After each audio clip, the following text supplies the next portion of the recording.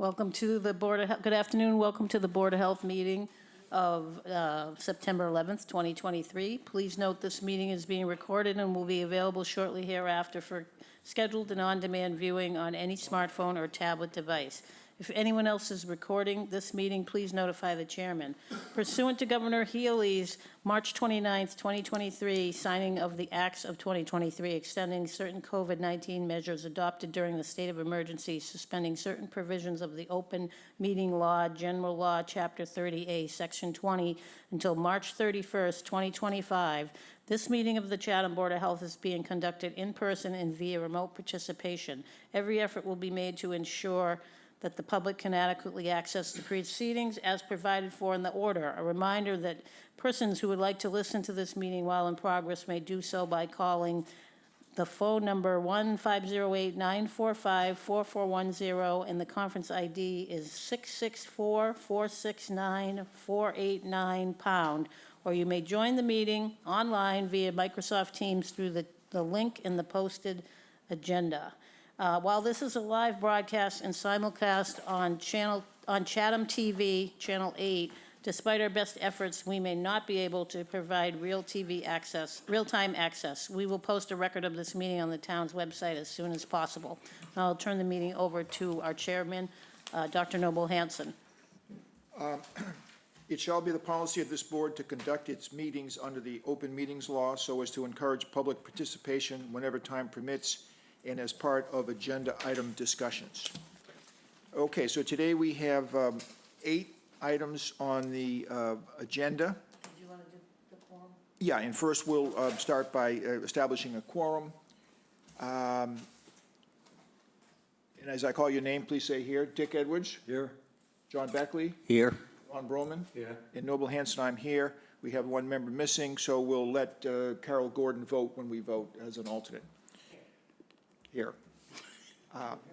Okay, so the first item on the agenda is a continuation of a show cause hearing for Matthew Nutting, 130 Old Queen Anne Road, concerning a sewer connection order.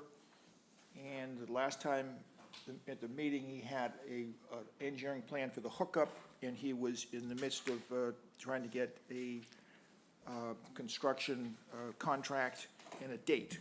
And so, Judy, is there any follow-up on that? Have we heard? Is Mr. Nutting here? Matthew Nutting? Or anyone representing him online? So I have not heard anything from him. We did we get a floor plan? Oh, no, well, that's not the one.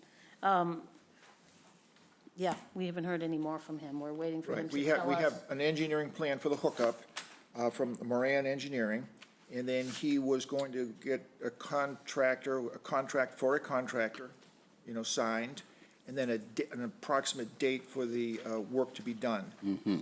And that was at the continued hearing, so he's not here to represent himself, so.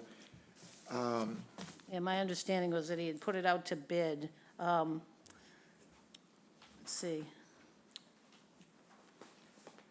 The Board of Health has submit a copy of the signed contract from A&S Construction, so I guess he's trying to get that taken care of. I haven't heard any follow-up since that. So what's the most reasonable thing, to get into contact with him and continue it for the next meeting? And then if we get no follow-up, we'll have to move to a legal proceeding. How many times do we continue something for someone? Well, I mean, I'm taking it in good faith that he's getting this done. If by the next meeting we haven't heard from him, then I guess we start proceedings for court. That sounds fair. But usually people, once that, threat arises, they get their act together. Do we need a motion to continue this on the agenda to the next meeting? Yes. Okay, I will so move. I'll second it. Okay, and then we can take any input from the public. Then we can take a voice vote. All in favor say aye. Aye. All opposed say no. All right, so that is approved for a continuation to the next meeting. And I would ask then to have Judy notify them that we have done that Yes. and that we expect to hear from them Yes. then. Right, Yeah, we have some contact information for him now. okay. And, okay, and then at the next meeting, if there's no communication, then we move ahead on the other front. Right. Okay, the next item on the agenda is a continuation of a variance in approval of IA Technology for Jennifer and John O'Donohue, 233 Barcliff Avenue, Down Cape Engineering. And We have Dan Ojala here remotely. Hi, Dan. right, Dan, can you bring us up to date then for the continuation? Sure, I'd be glad to. This one was pretty straightforward. You had just continued it based on receipt of some floor plans, which showed the three-bedroom. We described it before as converting. There was two bedrooms on the first floor. We're knocking the wall down and creating a master, and then two bedrooms up. So it'll be a total of three bedrooms. You should have got them on or about September 1st. I didn't hear that there was any problem with them, so I assume it's just fine. And I believe that was the last item we were looking for prior to approving the IA technology. So I'd be glad to answer any questions if you do have them, but, and I could go over the floor plans if you'd like, but again, pretty simple, two bedrooms up and then creating one big master out of the two on the first floor. Right, thank you. So it's 10,957 square foot lot, but this request comes before our August 1st changes in the rules. So it's one extra bedroom converting to IA, and I think we had agreed that that was okay last time, and the main thing was to see actual plans. We have plans for the first floor and the second floor with three bedrooms. Any questions or comments from the board? The memo from Judy references a lot of 41,000 square feet. and That's a you- typo. It's 10,957 Good, square feet. okay, that's what I thought. Okay, And that's why this application was made before August 1st. gotcha.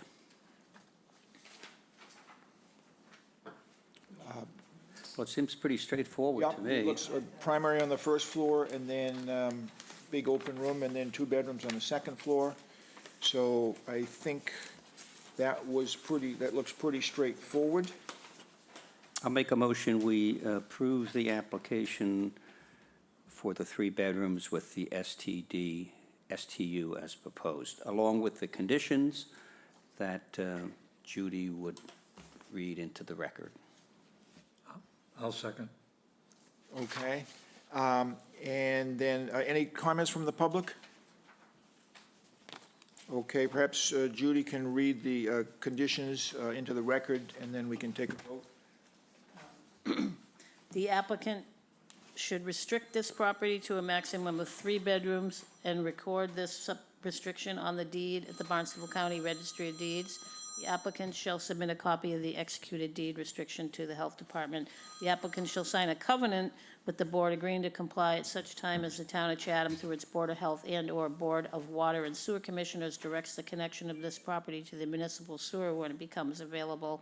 And this covenant, three-bedroom covenant and deed restriction will be recorded at the Barnstable County Registry of Deeds. Through its life, the system shall be under an O&M agreement, and the O&M agreement shall be for at least 1 year and may be with any mass-certified operator of the appropriate grade that has received training by the company on the operation of the system.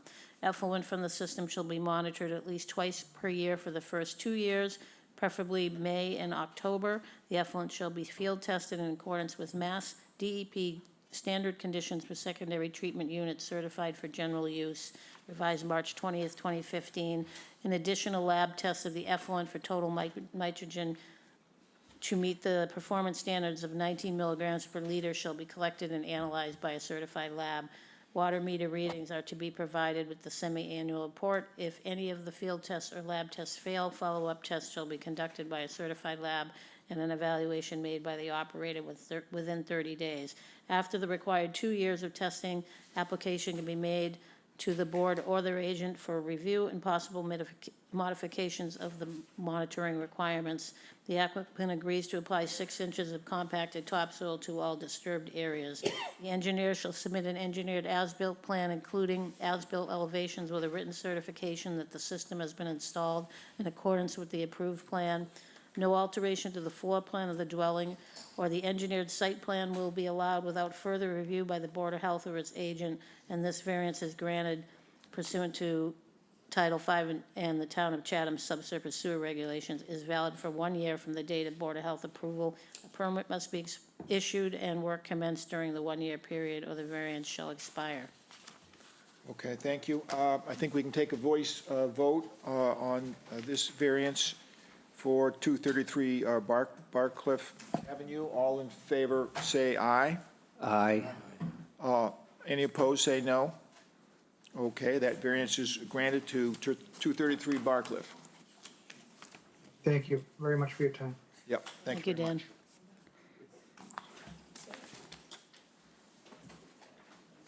Okay.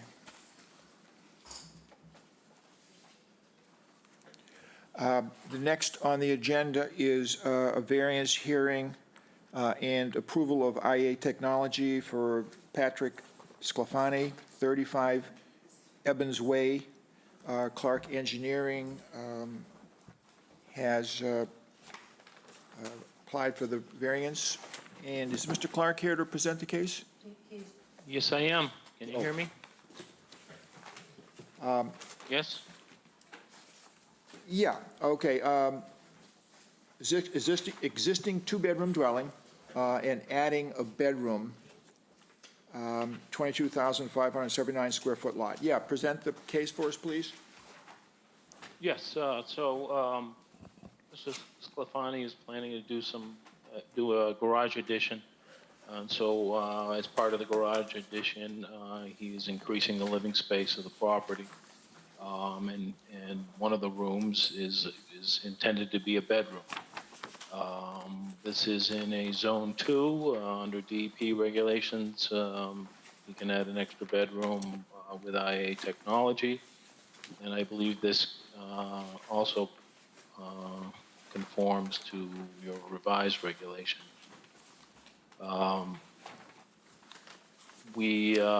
Judy had some concerns with the initial floor plans that were filed, and we've made those changes. It was primarily the room that was in the basement. We originally were proposing 2 home offices there because the Sclafanis spending more time here and are working from home, and they wanted his and hers offices, but that's been eliminated from the plan. Question. Okay, thank you. Yeah, question from, Okay. Would you mind just indulging me and maybe telling me what the rooms are? They're not labeled, and I can guess at some, but I want to be sure which ones are the bedrooms, what's the office, et cetera. Well, the bedrooms are labeled. I didn't see it, I'm sorry. Mine aren't labeled. Oh, okay, Well, it's got a bed in it. okay. Oh, I'm sorry. Yeah, they're not. They just show have beds. in them. Yeah, the ones with I the can, beds. I can guess, but I'm just not sure of the layouts. So by the garage, then up from the garage, is that going to be a bedroom? Behind the I'm garage. sorry. Behind the garage, nope, that's just an open room. Okay. That's where the 2 offices were proposed originally. Okay, So once Next. again, we run into the issue that this is labeled as an office or whatever it is, but by our standards, it's a bedroom. It has windows. It has windows, it has a door. Is there- It has privacy. It does not have a 6-foot cased opening. You know, that door off the hallway, you stick a door on that, it's a bedroom. So it doesn't meet our, I can't vote for this. is there, Approve this. sorry, is there a bath off of the, Well, it doesn't make any difference. no, I know, I was just wondering. So- too. I see it, So, yes. which room? The one Having in the basement behind the garage has all Yep. the qualifications for a bedroom. It Well, has it doesn't have- access from a door and from windows, and it has privacy. It does not have a 6-foot cased opening. You can Yep. stick a door on that, at the end of that hall, and it's a bedroom. And just the fact that you haven't put a door on it yet doesn't negate the fact that by our standards, it's a bedroom. So, if you can move those steps in such a way that you could put a cased opening of 6 feet rather than a doorway, then it wouldn't be a bedroom. But as it stands now, this is a 4-bedroom house. So basements are now bedrooms under your definition? Yes, if they have windows and doors and privacy, yeah. If it didn't have egress, it wouldn't be a bedroom, but it has big window, it has a door. Well, to the the windows don't qualify as egress because they're more than 44 inches above the ground. They're more than what? 44 inches above the The floor, one on the end, next to the door? I believe so. Yeah, that was going to be my question, David, was, are the windows considered egress windows? I think I asked you that. On the south elevation, the picture is just a standard window. Looks like it's about, Okay, we can, yeah, all right. and so even if it we'll wasn't, the change that. fact that there's still a door there provides but these- egress. So we have to remove Yeah. the drawer. So, okay, What's this? What's this? all right, so we'll be back with a revised plan, eliminating the door. Okay, Judy, was this inspected or anything, or did you have any? No, I Okay. have not been. Which door? This is a proposed room, Is this the so. door that's being removed? I don't understand. So I think David is saying he would remove the side door in the room at the back of the garage. And proposing- get rid of the window, that's a perfectly adequate window for egress. So, wait a minute, by removing the door, you then remove an exit from the bedroom? No, I mean, you still have There an has to be exit. two means of egress. So one would be back through the house, the other would be through an egress window or door. And the room has to be, I think if it's more than 2/3 below grade, it doesn't meet the definition of a light. bedroom. So I would have to see what that, David maybe and I could look at it from that standpoint as well to see if it's below grade. But right now, what I'm hearing is David saying that his intent is to remove the door to the outside Right, from that open room. right. Yeah, and if that south-facing window is a problem, we'll adjust that, so it's not an So the they're question, too Judy, is, but maybe you're going to discuss more with him before the next meeting, but is that adequate, just removing the door? Would it still be considered a bedroom because of the windows and there's another entrance? That's Yeah, an we would open have to question. determine that. I think she has to look into that in To the be determination, maybe an inspection. That's a standard window. You can climb out of that window with no problem. as It it's looks like it. designed. So would we need revised plans then to show Yeah. that? Yes. Okay.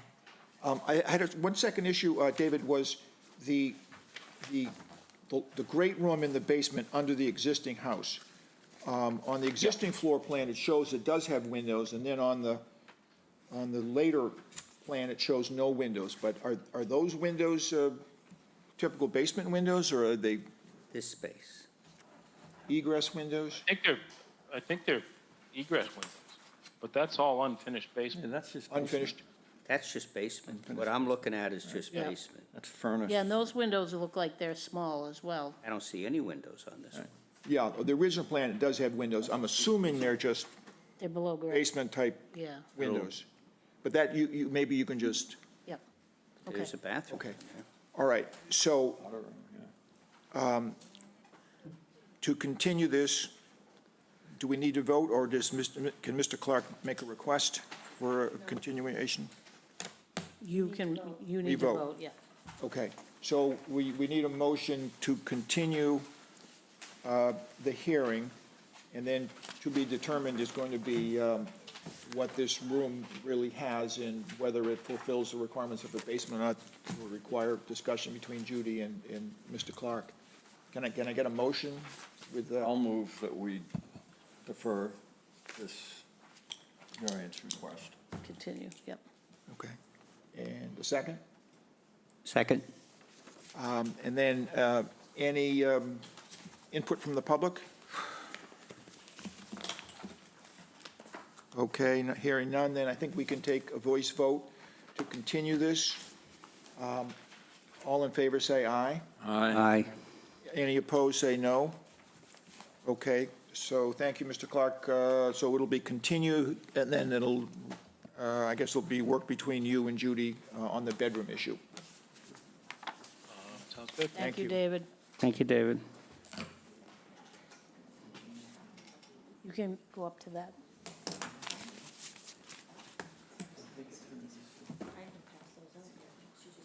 Okay, so that's that.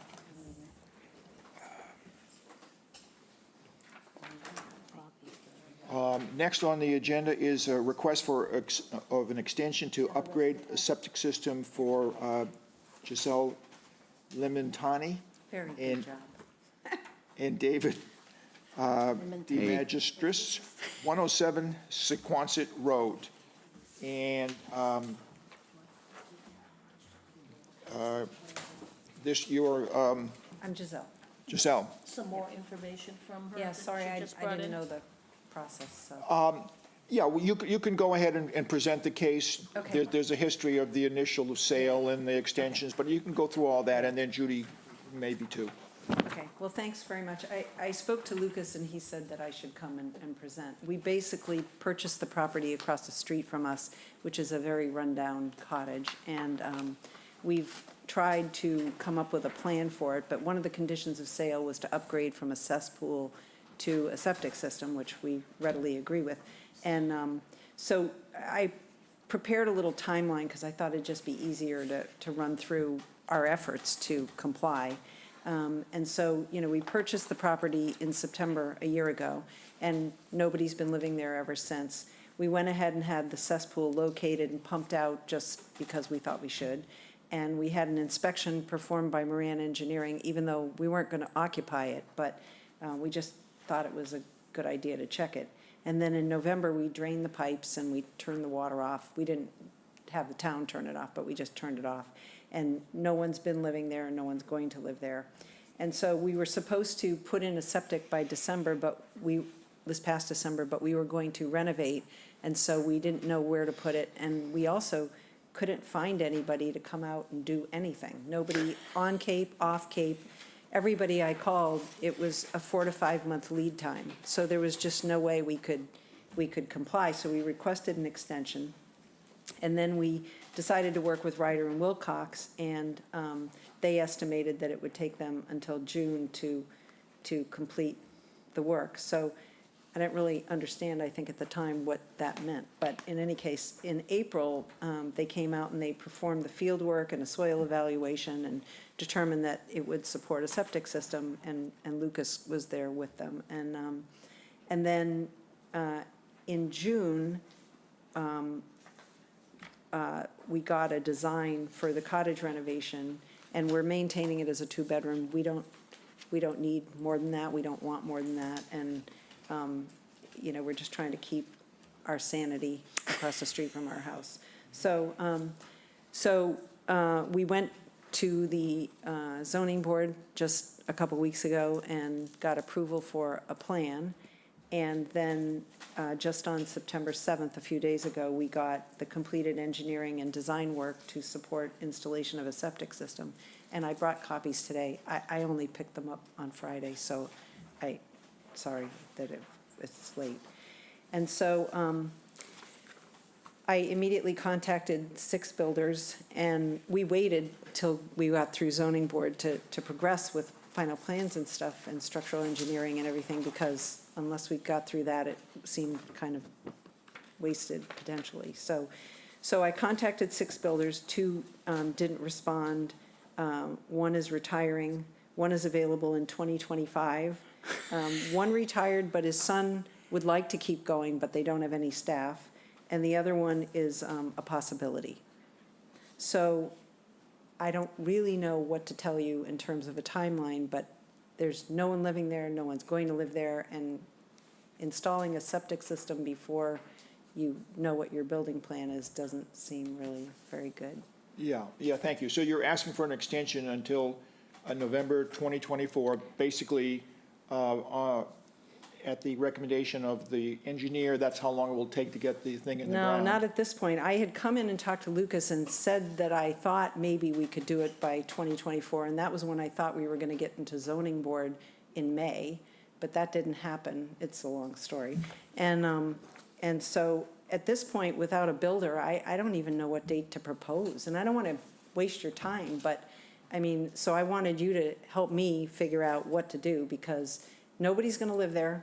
And if you want me to have the town come and shut the water off, I can do that. Right now, there's not even any power because something happened and the breaker doesn't work, so there's nothing going on there, maybe some mice, but I don't know how to give you a realistic timeline, so I don't know I what would to ask do. Judy, when we grant an extension for this, don't we need a time frame on it? Probably, We usually, give either 6 months or a year.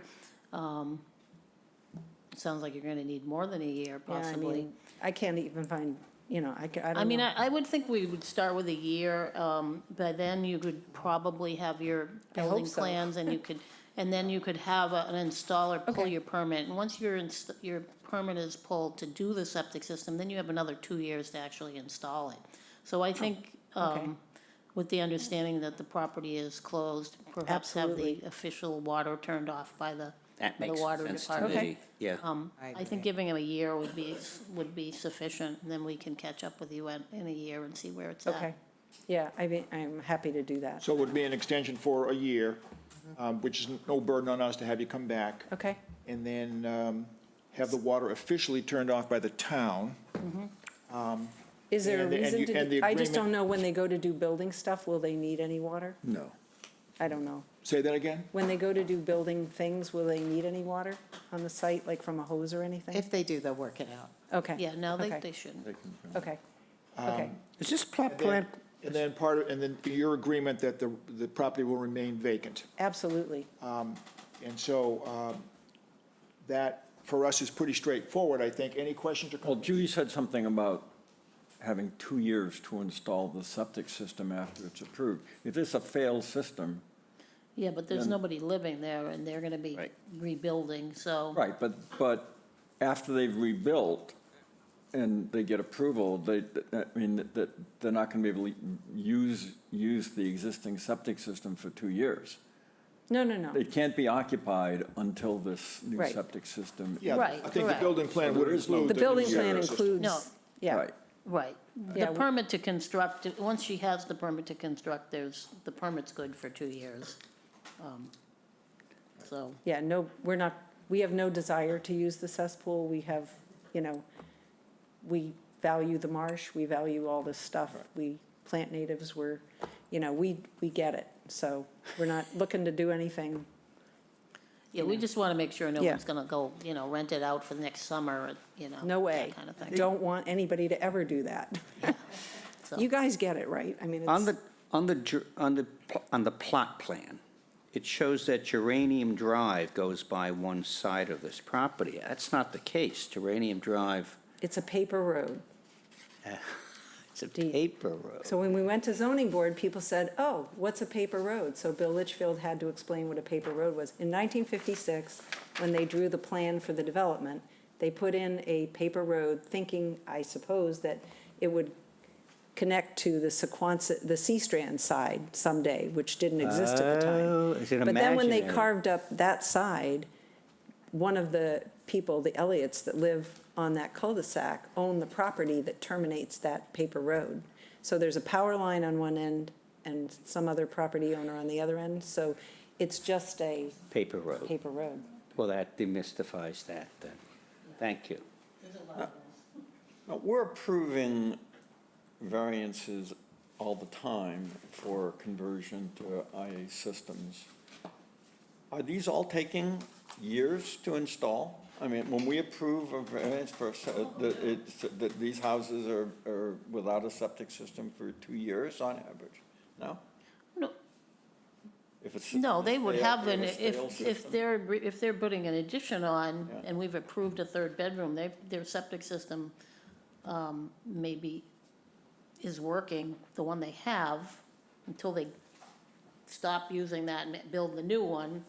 But sometimes it does, it takes a year and a half to get a completely completed, house with the new IA septic system and get their occupancy permit.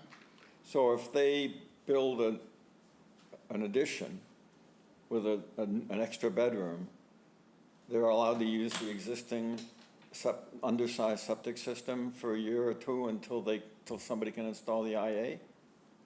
They can't get the permit to build the addition until they've got a permit to build the septic system. And that's all works together through the permitting process. Right. They can't get an occupancy on that addition until the septic system has been signed off and a certificate of compliance has been issued. Okay, so these people, many of these people who are coming before the board are having to wait a year and a half, 2 years before they can do their addition because you just can't get a septic system. A lot of them have already, yeah, they've gone through the process and may already have somebody lined up. A lot of times it's builders that are bringing these to you. So, yeah, it's not a quick process. You think some new engineers would come to town, wouldn't you?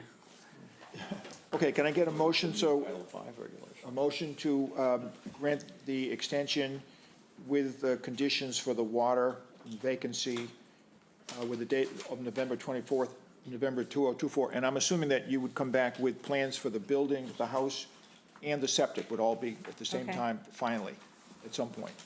Yeah, if we can't, I mean, maybe we can do it before that, but I don't know. I mean, the building plans, we hope would be available before that. You won't necessarily have to come back to the Board of Health if they don't need any approval of an IA or anything. Yeah, we're not seeking So that. it would They're just, going it for- would just be done by me Okay. in-house.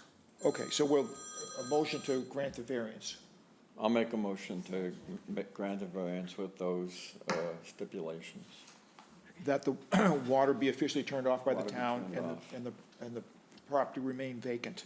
In a second? I'll second. Ron? Any input from the, or questions from the public? Okay, we can go in, do you need, no, we have the conditions in the motion, I guess. So we can take a voice vote, all in favor, say aye. Aye. Aye. Opposed, say no. Okay, so that extension is granted. Yep. We'll write, we'll send you a letter. Okay, thank you. Thank you. Giselle, did you say that you live right there, I live across the street, across the little end of Sequanted. across from the Wilsons? Yeah, exactly. Thank you, okay. Just curious. I've got a sister who lives down the street. Oh. That's right. Susie and Brian Abbott, down there, 57 on the left. But that's just beside the point. I was, that's a real road, right? Yeah, exactly. Do we need to take a vote on that? You did. Oh, one. Okay, next on the agenda is, the fifth item is a variance hearing for Lighthouse Village condominiums, 2 through 19 Lobster Lane, J.M. O'Reilly and Associates.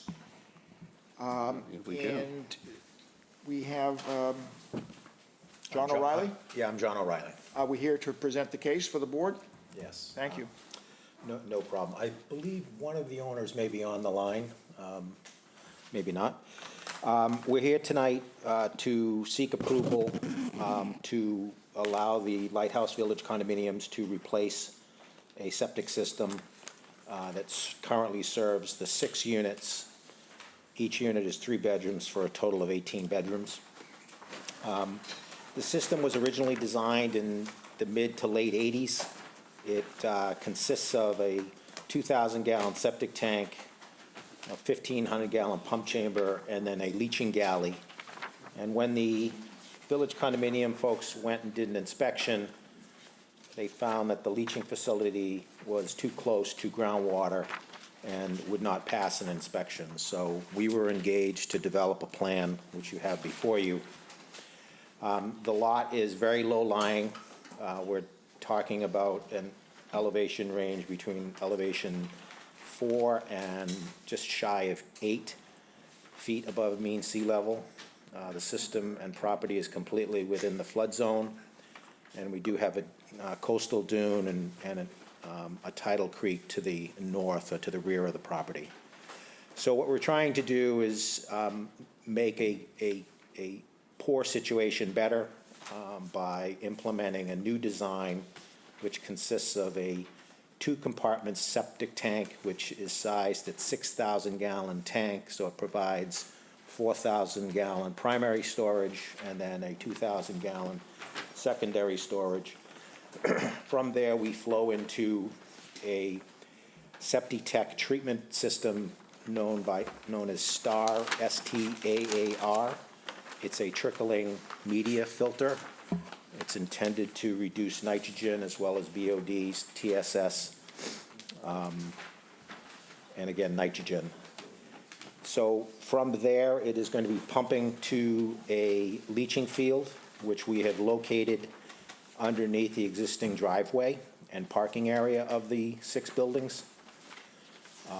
We are asking for a total of 5 variances. The first is a setback to the northern building, dwelling number 16. These buildings are all on crawl space, so we're required to hold 10, and we're holding 7. We are asking for a no reserve area, which is typically allowed with repairs like this, and we're putting the system really the only place it can go. We are not proposing a 5-foot removal around the leaching facility. We are just doing the removal below the leaching field itself. We're trying to save as much of the landscape that is on the site, and that's why we're asking for that type of variance. We are asking for a 22% reduction in leach field size. So based on the 18 bedrooms, we're required to have 1,980 gallons of capacity, and we're providing 1,547 gallons per day, which represents about a 22% reduction. And based on the town of Chatham's sanitary code, we are looking for a 40-foot variance to a coastal dune, which is towards the back of the property. We are taking advantage of a 2-foot allowed reduction in groundwater separation with the use of the treatment facility. So we are providing 3 feet of clearance from the high water to the bottom of the leaching facility. And again, this is allowed through the remedial permit of the STAR treatment system. We do have to go through conservation. We're scheduled to do that on Wednesday. Again, it's a repair of a failing system due to groundwater separation, and we're looking to have the system repaired. It's a complicated site. I'd be happy to walk or answer any questions the board may have. So it's in violation because the bottom of the system is too close to the groundwater? Yes. And then your workaround results from the use of technology to better treat the effluent, but you're still, that allows you to then remain less than 4 feet, but then it's compliant. That's correct. Okay. And that's by virtue of the fact that this innovative system will pre-treat and nitrify. It will denitrify. Or Yes. Denitrify. Yes. Okay. Okay. Thank you. Yep. Do we know any history of allowing such a substantial decrease in the soil absorption system for a unit like this? I mean, this is a big this is a very low-lying area, that's maybe underwater after Saturday. Yeah. And we're talking about a 22% reduction in the size of the leaching field? on Yeah, top of I these mean, other things? Title V does allow up to 25% under local upgrade approval, and then with this actual system, I think they can do 50% reduction. Yes. But with the reduction to groundwater, he kept the size of the system larger. It's pressure dosed, so they're getting really good, you know, effluent contact through the soil, so it's pressurizing to the end of the lines, and it's just trickling out the pipes. So you get really good contact with the soil. So it, you know, it's, So the size of the leach field is sort of a standard size for all There's a- septic systems? there's a loading It's- rate. It's not a size that's specifically for an IA system. It's the size of the leach field is based on the number of units and the amount of sewage flow, so it's. and the type of so it's- soil as well, it's- yeah. It's not uncommon to reduce the size of the leach field in an IA system, when you have an IA system. No, I would say, no, it's not uncommon to see a reduction of leaching facility size when you're dealing with IA technology. One of the things that, should I continue? yes. One of the things that we did look at when we look at reduction of size is what the system is actually experiencing for flow now. And what we found is that on the average, the system throughout the year would receive on an average about 600 gallons per day. So if you times that by 200%, which is the basis of the tabular flows in Title V, we're somewhere around 1,200 gallons, maximum usage based on just taking the water usage and averaging them. So that puts us at 1,200, and the system, as I said, was designed at over 1,500 gallons gallons per day capacity. So that's how we recommend or justify reduction of a system. Well, I guess I'd have one question, just in general. Is there any way to decrease the size of the 22% reduction in gallons per day? Is there any, technically from your design standpoint, is there any way to make that reduction smaller with the lot you have? The reduction the reduction amount is based on the size of the leaching facility. So we would just need to make the leaching facility larger. Again, the rationale of trying to keep it the size we have is to try to save and maintain the mature landscape that's out on the site. We're trying to work within the driveway areas that run right up the middle of the site, and that's how we got the 22-foot wide. Yes, we could make the field bigger, it just is more impact to the site. And also we did do test holes out there, and we worked out in the back of the lot where you might have been able to put a full size, but you would have been in the coastal dune area, so Can't do that. it's considered a wetland resource area. So, Even if you raised it up. yeah, I mean, you'd be digging out the dune and building a wall and raising it up, and, yeah. How old are these houses? The plans I have was from mid-'80s, 1986, I think they were permitted. So they were able to build this system with these 6 homes in the 80s, and it complied with the code then? That's what the plan says, yes. There's been a lot of changes in groundwater out there too with the breaks and the changes on the coastline, so Okay. I think the water has, the And- groundwater has raised out there. And Judy, you said that 22% reduction is within what we've done in the past? And what's allowed? Yep. Okay. All right, and then I had one other question. In this first condition, am I correct in interpreting it does away with the 10-year grace period you have to hook up to sewer? If you install IA? Is that what that? Sign a covenant? Should we, that's our standard covenant, but there is in our sewer regulations, they are allowed to maintain the use of an IA system for 10 years. So, but that said, there's not gonna be any sewer down there for probably 5 to 10 years anyways, and by that point, I would think they would wanna be connecting to sewer, because these So- types of systems take a lot of operation and maintenance.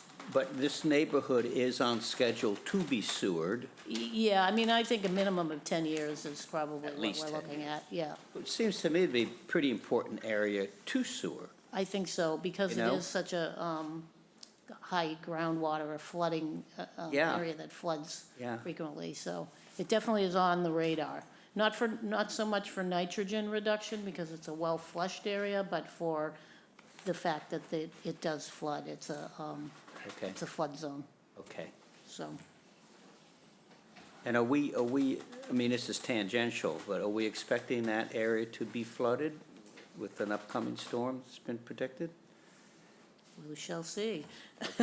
We don't know whether, we don't know where that's Lee, gonna. Friday night, Yeah, I'm talking this weekend, you know?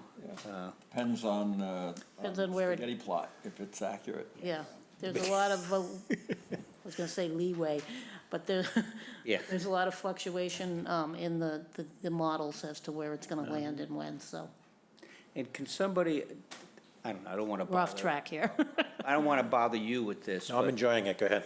when, this just shows my limitation of understanding. If you have high waves due to a storm, does that de facto raise the flooding of water on the land, or is it just have bigger waves crashing in the same place where they're now crashing? In other words, what's the connection between high waves and surge?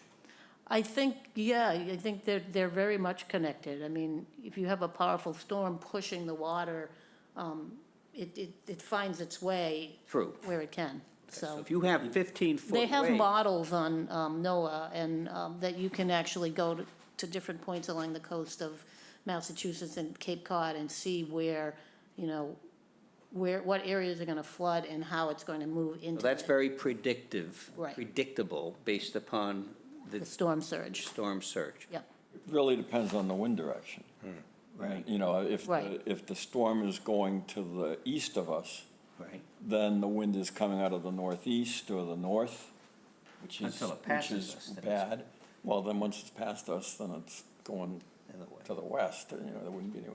But if it's coming to the west of us, you'd be getting southerly, or southwestern winds. The way it's predicted right now is not good, because on Saturday night, you know, there'll be, strong northeast winds and 12-foot waves, and Right. you know, Minister's Point would not be a good place to be. Right. Okay, thank you. Okay. Sorry to. So- There's a number of factors. I mean, there's tide, and then the speed of It's the also storm. supposed to There's be a whole- high, Many factors. an exceptionally high tide. this Right now, they don't know how many miles offshore it's gonna be, but Okay. back to number Thank you. 5 here. Okay, so any other questions from the board? So it's a system, it's an innovative technology system designed as best it can be. And any other questions or comments? And then any questions or comments from the public? All right, I think we can take a voice vote. You've got a motion, and then Judy can read the conditions. We need a motion first? Well, I move to approve this request for variance. In a second? Second. Okay, and then Judy can read the conditions, and we'll take a vote. The applicant shall restrict this property to a maximum of 8. The applicant shall restrict this property to a maximum of 18 bedrooms and record this restriction on the deed. The applicant shall sign a covenant with the board agreeing to comply at such time as the town of Chatham, through its Board of Health and Board of Water Sewer Commissioners, directs the connection of this property with whatever wastewater management option specified for the watershed to the sewer, basically. The signed covenant and deed restriction shall be recorded at the Barnstable County Registry of Deeds, and a copy of the executed covenant and deed shall be submitted to the Board of Health. Throughout its life, the system shall be under an operation and maintenance agreement. The O&M agreement shall be in accordance with the Department of Environmental Protection, Septic Tech, Biomicrobics of Maine certification for remedial use In addition, a total nitrogen effluent test shall be monitored in a performance standard of 19 milligrams per liter required. The effluent shall be tested quarterly for the first 2 years and twice per year thereafter, requesting a reduction from the Board of Health or its agent. The applicant agrees to apply a minimum of 6 inches of topsoil to all landscaped areas. The engineer shall submit an engineered as-built plan, including as-built elevations with a written certification that the system has been installed in accordance with the approved plan. No alteration to the floor plans of the dwellings or the engineered site plan will be allowed without further review by the board or its agent. And this variance is granted pursuant to State Environmental Code Title V and the Town of Chatham subsurface sewage regulations, and is valid for 1 year from the date of the Board of Health approval. A permit must be issued and work commenced during that 1-year period, or the variance shall expire. Okay, I think we could take a voice vote on the variance for Lighthouse Village condominiums. All in favor say aye. Aye. All opposed say no. Okay, that variance is granted. Mr. O'Reilly? Thank you very much. Thank you. Thanks, John. Okay. Now, next on the agenda is an update on Pamela Bowden, 34 Woodpecker Road, O&M contract status. This is an ongoing So back and forth that Judy has some, I had gotten the paperwork to begin court proceedings, but late today, I heard from the operation and maintenance entity, and as well the owner who just came in before this meeting started, that they have signed the operation and maintenance contract, and they have paid for the repair to the blower, which will be installed this week, and then the testing will commence probably in 2 weeks to a month from now, because they have to get the system up and running. So we should be all set with them. Wastewater treatment, who's the operation and maintenance company, are gonna send me the copy of the signed contract Great. tomorrow, hopefully. Okay. okay, so you'll get the copy of the signed O&M contract and something signed that the repair's been completed. Yep, so we should be all set. And then that should be it. And then do we need to do anything as a board? No, you'll just follow along. We'll follow up on that. Okay, great. And then she was here at the bit before the meeting started? The, Owner? Mr., what was his first name? Mr. Bowden was Mr. here. Bowden, okay, Joe, I think. all right. Stopped in. I just have a question, just on Yes. some of the letters that were here. Is it okay to bring that up about the notice of housing violations? We want to do that at the end, or? I'm sure, that's Yeah. fine. Sure. Of course. Yeah, we'll do that under other business. Okay, the seventh on the agenda is an update by Judy on COVID status. There's a lot of talk about it, and it's good for us to know what the status of data collection is and where we are right now. Yeah, so as you know, there is some increased activity in COVID around the country and around the state. Right now, our incident rate in Chatham is 7.6 cases per 100,000, which is kind of in the medium range. The hospitalizations on the Cape are trending up, and the 7-day average is trending up. But we're still in the low-risk area. We're not, in any crisis situation, but things are starting to tick up. Last results I could find, 20 cases at the Cape Cod Hospital and 7 at Falmouth Hospital. So again, they're not overblown with them, but there are cases and it's ticking up. Judy, do we know if those are admissions for COVID? Those are Or if these are supposed, admissions for a heart attack, and on admission, they're found to have COVID? no, these are supposedly admissions primary for COVID. Primary Diagnosis. Right, diagnosis. according to the state's That's, spreadsheet that I read. Liberty Commons, I've been in a lot of contact with them right now. They've had 19 cases over the last month or so. Oh, really? 15 of them are resolved, or recovered. There's still 4 people in isolation. you know, they're doing the best they can to keep everybody isolated. I guess, the state, there are no requirements that people mask, but they're asking everyone to mask as they come in, and all the staff are masking. They are. So they're doing, you know, what they can to keep. What was that But Is there- he did indicate that none of them didn't seem like they were serious, you know, mild cases, so. Is there any news when the new vaccine will be coming out? Soon, I think they're going for FDA approval right now. FDA approved today. Oh, they did? Yep. They approved a new bivalent that apparently matches perfectly with the newest strain.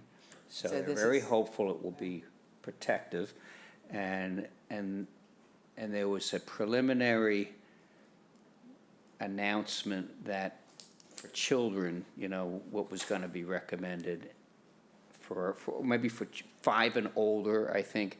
And it said that in order to Immunocompromised. take the new vaccine, you have to be at least 3 months out from your last booster, right?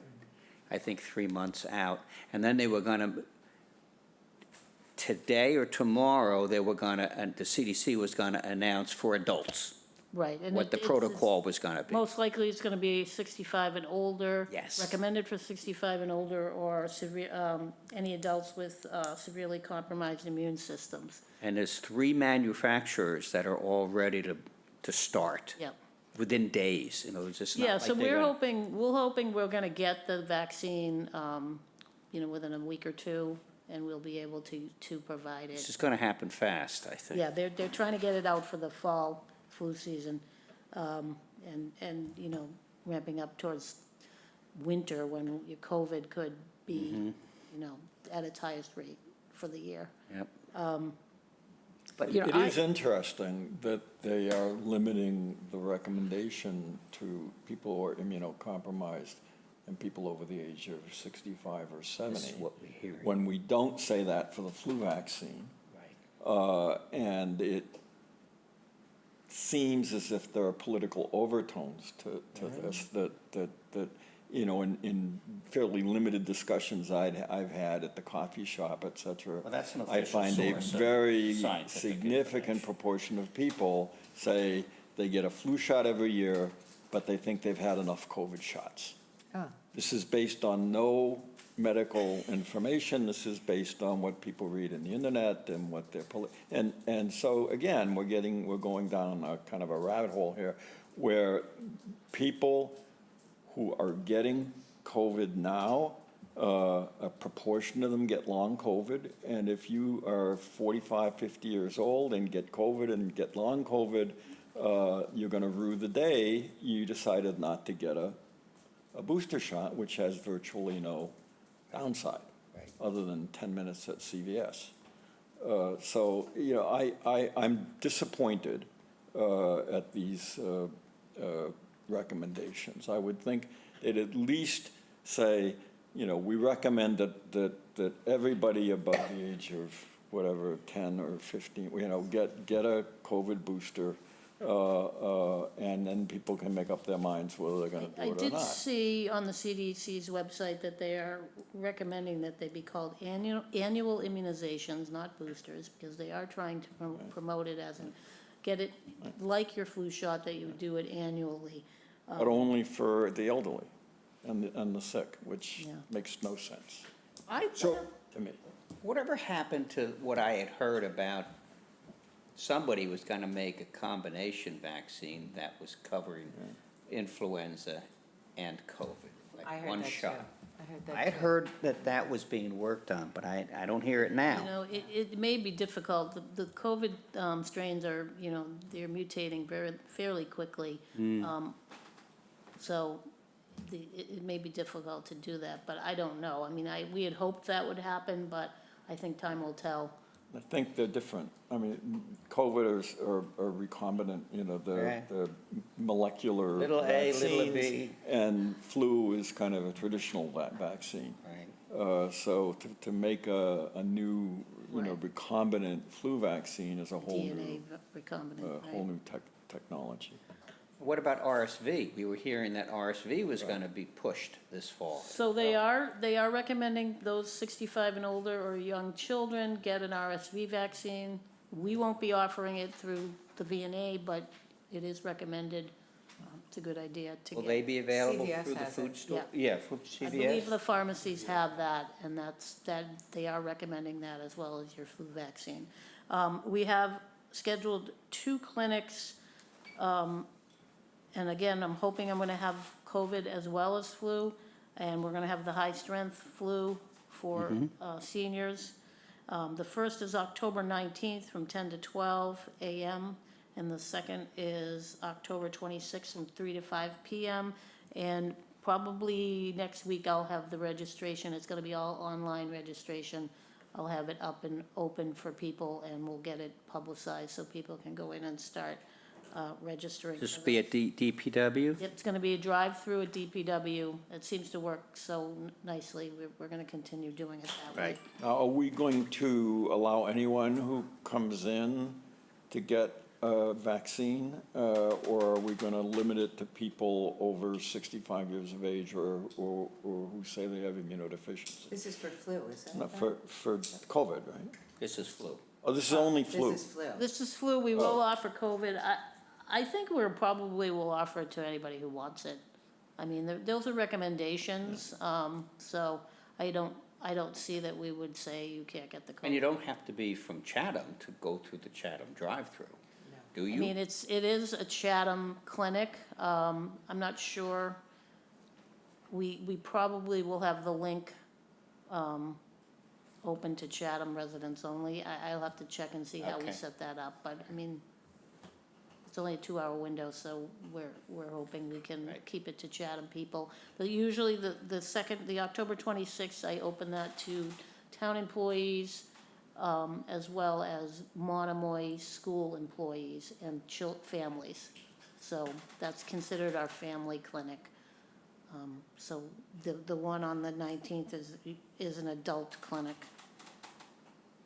So the COVID booster will be coming free to the town again, as before? The doses? I don't think it's free. I think the town will be paying, Town pays for it? right, And then through the VNA. it will be through our free VNA to the contract, residents? yes. Okay. Yes, And there then, will be no charge for this. and then the new recommendation we're talking about, CDC today? Today. So maybe you can send out a little announcement about what the CDC said in terms of the COVID booster. Yep. Just send it out to the board so we Yeah, have that we'll information. hear what the, how And, 'cause quickly it's gonna it's be been out there. I Different think they wanna different get it things have been said back distributed. and forth, so I think it'd be good to get exactly what they said to us so we can look at it. Yep. Yep. I think that's all I had on that. You guys, Okay, Not any at all. questions from the public on COVID update from Judy? Any other board questions or comments? Okay, Judy will get out some more information to us. Okay, and then the last item on the agenda, and I kind of asked for this, a short-term rental regulation update by Judy. So we passed that in early July. And we recognize it would be a process.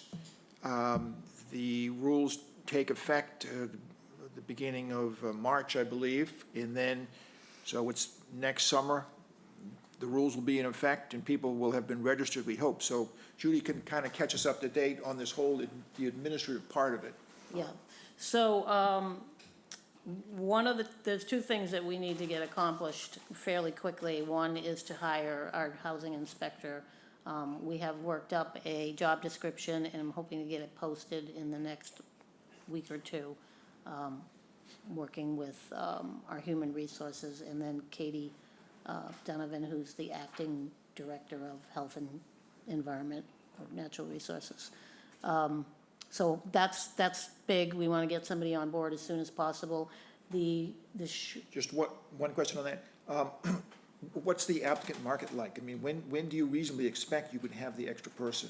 Just, As soon as we hopefully we'll get a good grouping of candidates, and then, I mean, I'd like to have them on late late fall, as soon as possible, really. So, let me understand this. So the hiring will be, the job title will be housing inspector? Yes, We hiring more than one? no, just one. Just one? One was approved at town meeting, one full-time inspector. And the mission of that new hire will be, to some degree, to oversee the implementation of the short-term rental? Yes. By going out and doing complaint investigations and eventually random spot checking? Yeah, I think to start, it's gonna be a lot of admin stuff, getting the program up and running, starting to get the registrations in, reviewing them, processing them, anything that has a red light, there is something of concern, contacting owners. Do we have the IT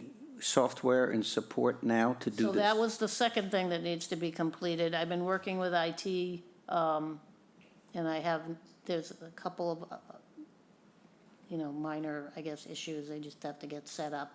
We have a program that we use, it's called OpenGov.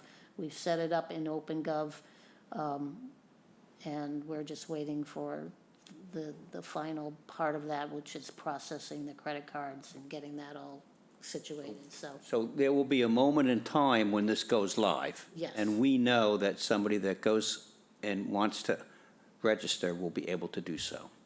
I hope so. We're not quite there yet. We're not there yet. It's not gone. We're still developing it. It's close. We've met several times.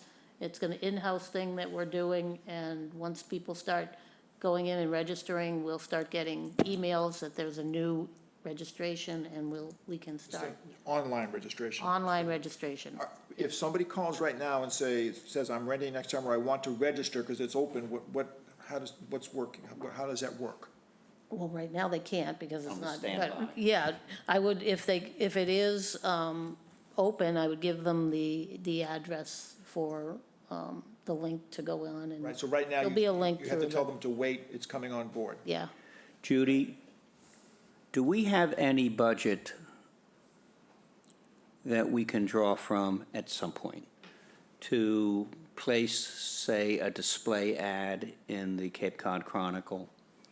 Like a quarter-page ad or half-page ad saying, attention, Chatham rental property owners, effective so-and-so, so-and-so, Yeah, I mean, to kick the publicity off. yeah. I don't see why we couldn't. I don't think Okay. that would be breaking the bank to do something And maybe like even that. having, one a month for several months. Yeah, and when it goes live, maybe I can reach out to the Chronicle as well and have them maybe write a small article, Freebie.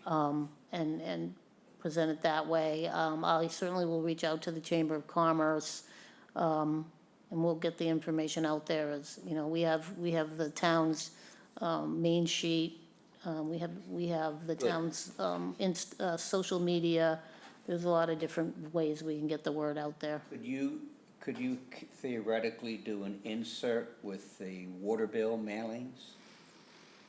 Possibly. Like- I'd have to check and see if they still allow that, but yeah, it would have to be a small, Little, right, I've done those years ago, I did one. I could possibly do that, yeah, so I'll have to check with the water department. okay. But you're right, John, in the working group, the public relations rolling out of this thing was stressed. We had to get the information out to get people. Everybody needs to know. There's 1,300 that we know of by the state part of it, probably more, and these people theoretically are all going to be registered by March 1st, 2024?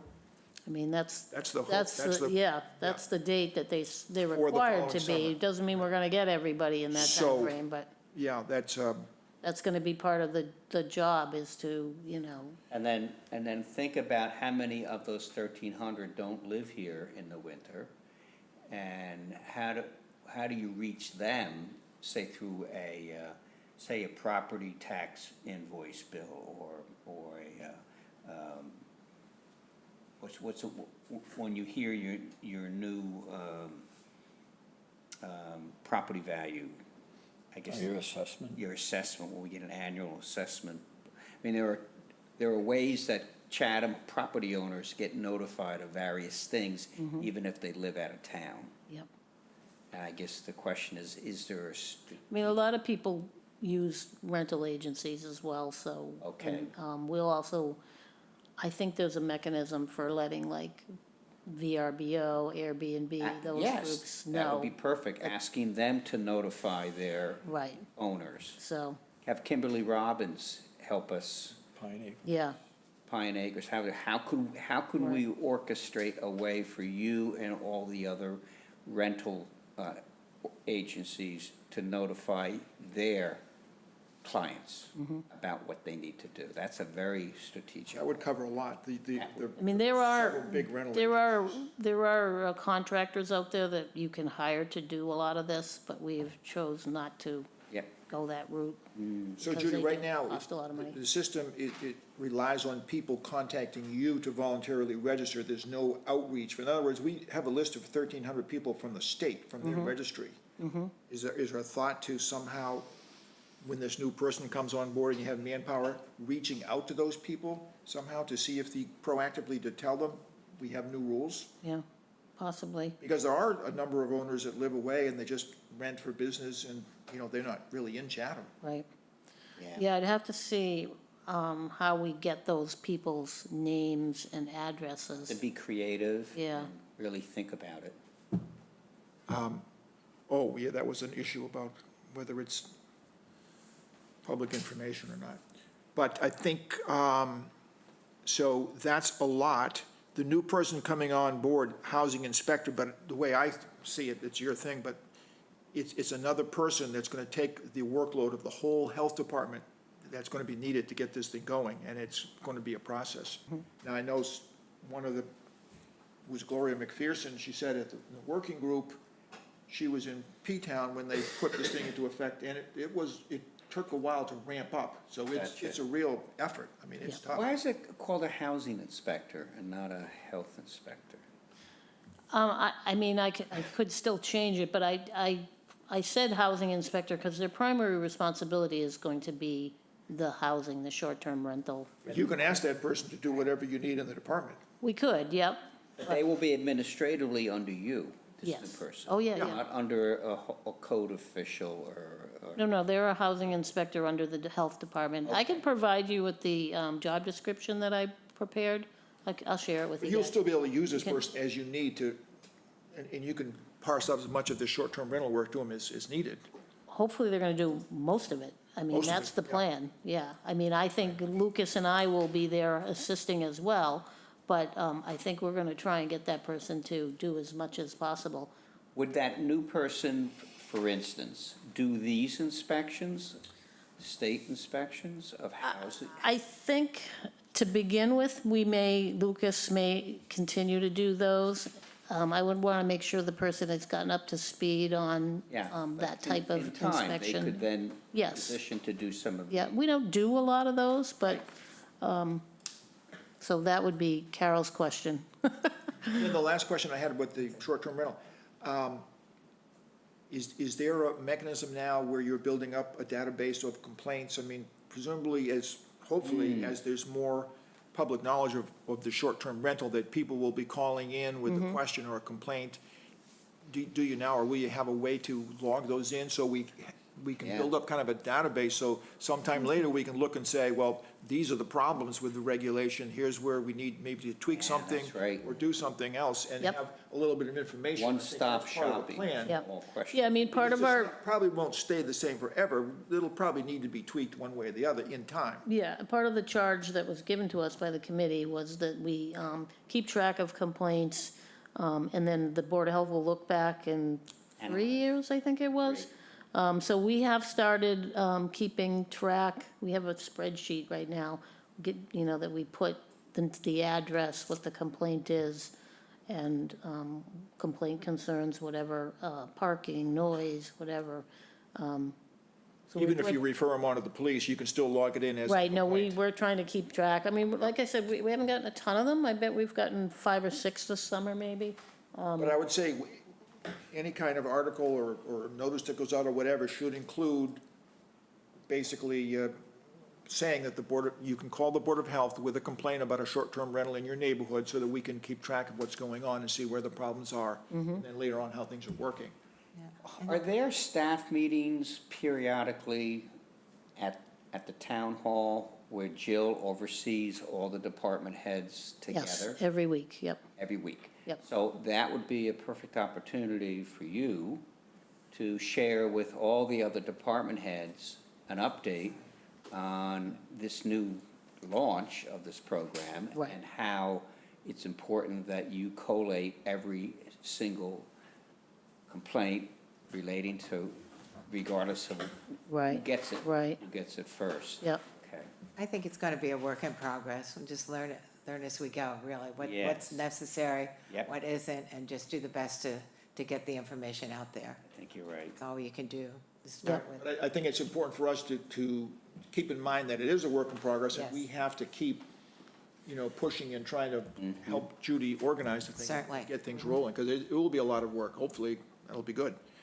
Other questions or comments on the short-term regulation? Any public comment on short-term regulation? Okay, and then, Carol, you had an issue, question? No, thank you. My question answered itself when I looked into this deeper, so no problem. Thank you. Okay. Any other old issues or business to bring up or something from the board? So these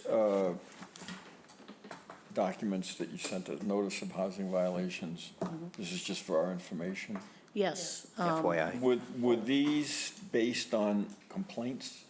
The tenant complained. So this person that. It's the same property, we did a lead paint inspection. Right, so there's few a months copy back. of this mailing goes to Emily Cross, and then, so there was a complaint in August, and then there's another complaint in September. Yeah, some things were fixed, some things. Some things that were noted in August, I guess, got fixed, and now there's a new batch. She called and complained again, basically. Do you yeah. have a database that lists all the rental dwellings in Chatham? No, No. no, that's what we're proposing building. But short-term It'll rental. be short-term rentals. Not Not long-term, sure. no, I'm talking about long-term apartments. no, I mean, we don't. no. So we don't know. I don't, I mean, the assessors may have a list of multi-unit housing, that type of thing. All you know is the number of complaints filed by people who are renters in year-round rental Right. dwellings who complain, and then you respond with a We're complaint required by law, to investigate. yes, Okay. so. Yeah, this inspection on Meadowbrook Road, it seems some very specific items to fix up. I haven't seen those before on a notification. Is that standard inspection things? Or Those is are it- right is out this of, those a are, little more- those are right out of the housing code. Right. Those are the violations cited. We've gone back and forth with the landlords on trying to be a little bit more specific to help them facilitate the corrections. Okay. Well, they've been working on that house, and it looks like it's going to be sold. It's going to be sold, the tenants have been, their lease is up November 1st. They've been asked to leave, though, so Surprise, you know, Well, a year ago, there was another group of tenants in there who were asked to leave. And it was apparently going to be sold a year ago, and then it wasn't, and so now there's another tenant. yeah, no. Yeah, that house has needed work for quite a while. It's not horrible. It just needs, some tender loving care. It's just, an old little Cape house. I can't resist asking, could this be applied to the McGrath property as far as inspection of the home? It's not a rental, he's not a rental property. He would have to give us access to the home, and we can't go on his property without permission. Right. So It has to be a complaint, too. it would have to A be, tenant complaint. yeah, There that's are no- generally how the housing code is used. Usually we don't usually cite homeowners that live in their own homes, Okay. unless it's a nuisance, which is kind of what we did, Right. so. Have we had any more Okay, thank updates you. from the DEP regarding? No, we're just waiting on next week, and if we don't get a favorable reply from them, They're supposed to let us know by the 18th, or, Is that The right? 18th. So they're supposed to reply to us before our next meeting. Okay, So it should thank be on the you. agenda next week, one way or the other. Okay. right. We're not meeting next week, but, Well, next meeting. right, Next week's meeting is canceled. because of town meeting, special town. That's a big meeting, yeah. Okay, other, Are we going to be getting any updates on water in the future? I believe in the Chronicle, not too long ago, they talked about the alarm went off in the water towers a couple of times. I can ask. And do we know I what think- the status I of the think- wells and the PFAS and Right. all that is? I think the best way to handle that is maybe quarterly. I'll ask Rob Faley to come to one of our meetings and give you guys an update on Where things, where things stand.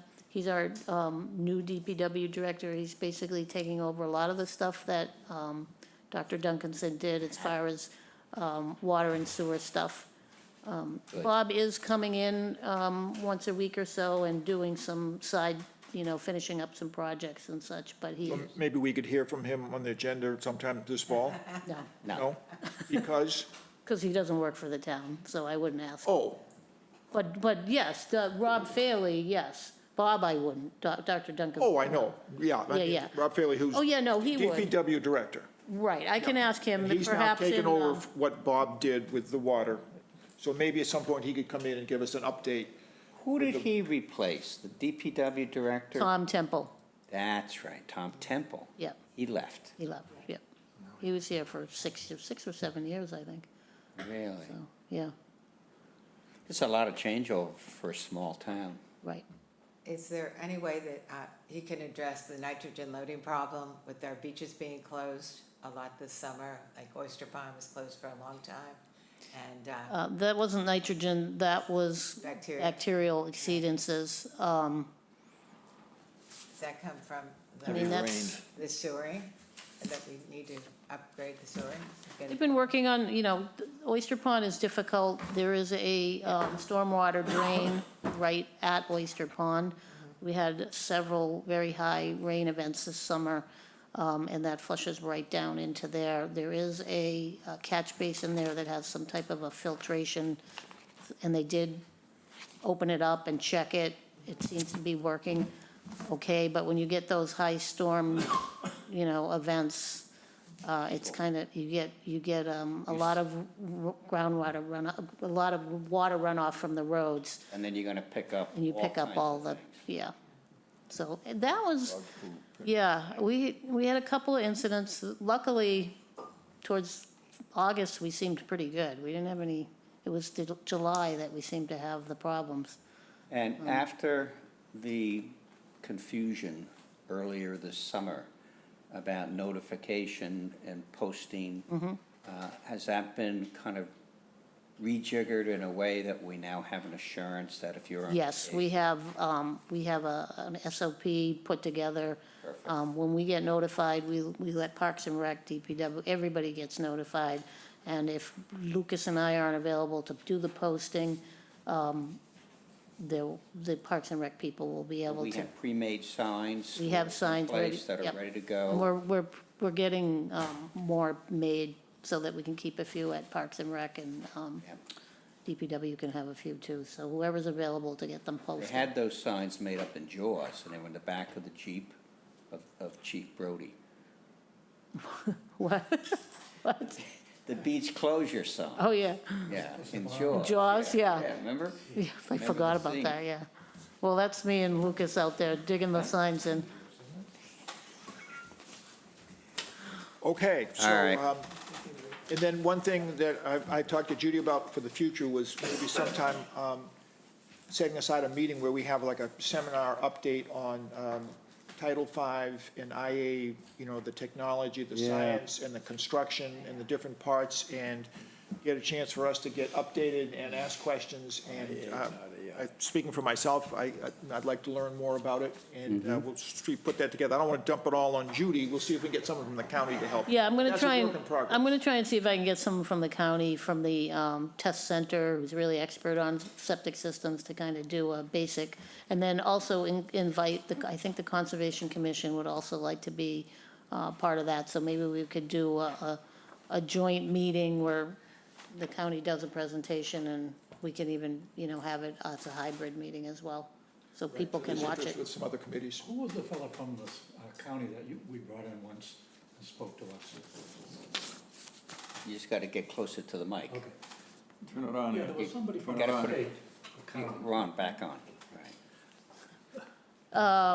There's several very good people at the county. George Hoyfelder. Yes, he came. He's retired, but he still works at the test center. I might ask him, because he's really one of the, Yeah.